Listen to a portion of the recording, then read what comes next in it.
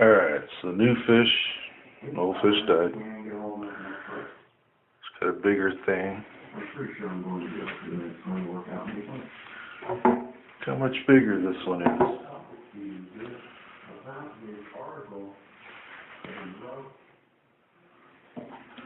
Much bigger. Got Scott in the background, telling it like it is.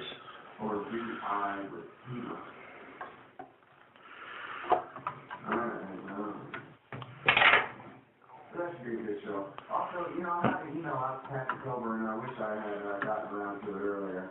And I don't even know whether he's in England right now or whether he's off, reporting in Afghanistan or Sudan or God knows where that guy is, man.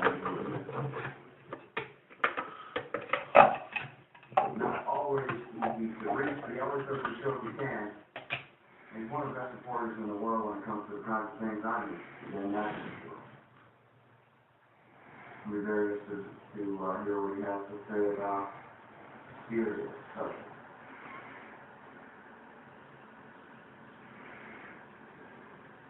Yeah, well, it really is like Iraq, isn't it, the serious thing? To me, it's just like Iraq is a slow motion train wreck. People whenever they see some horror watching, they go, and then it's like it would be slow motion, but what that really is, that's your memory playing it back. You just recorded it at real high fidelity in the first place. When you play it back, you can play it on slow-mo. That's some of the details really. But anyway. Look at that. That's what people He think. ain't even Sort of afraid. Like, what is this? I can go in here? And this thing in Syria, I don't know, well, I guess I do know what they're thinking, but I can't understand how they're thinking that. He wasn't even waiting to go in there.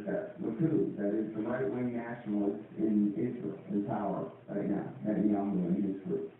And you know what, Labor and Kadima and Israel Benjamin, well, all of them are Likud now, it's all one big coalition for Netanyahu in power there. They really think that Syria with a power vacuum, Syria with a sectarian civil war from here unto whenever, is a net benefit to them. That's it. They're fewer people. That's why they're living in Syria. And I guess, yeah, it's true that the Russians, have a strong relationship with the Baathis there, sell them weapons and all of that kind of thing. And so maybe that's like a side effect. Oh, maybe, that's high priority in mind of somebody on the National Security Council is here's a way to stick it to the Russians. You never, pass up a chance to stick it to the Russians. That's what it needs to be a good sport. When you keep somebody in a giant cold war on their empire, it's all things, kick them while they're done for 20 years and counting. So, Spain, NATO, march right up to their border and then get the direction we can.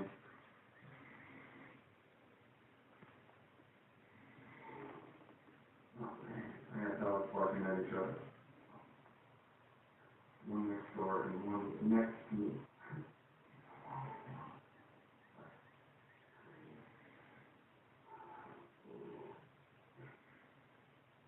See, the thing is about Masha, the puppy dog, is she doesn't understand about radio shows. Here we go. I got a message actually from my friend Bill yesterday.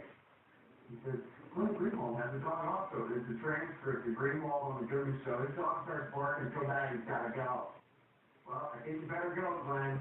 I don't want you to get bit by the dog. Goodman said, yeah, sorry. Somebody came to his dog got so out of control, they went ahead and cut him off from talking bad about Obama's killing people policy there on that. Hello? Hey. Are you cleaning? No, put him in there and he's exploring. He's what? Exploring. Oh. Thank you for that. By the way, thanks for mentioning that. It's like, oh my God. Yeah, a lot of it. What's happened in here? How come there's so much? On anti-war radio. Oh my goodness. But for now, quite suffice it to say that, the reason that I tell you anything about Fury or any of these wars that, you know, you may or may not find interesting enough to continue for once a year, is because I work for antiwar.com. And I run the archives of the foreign policy interviews, which is almost all of them, as you may have noticed on the show, at antiwar.com/radio. And that's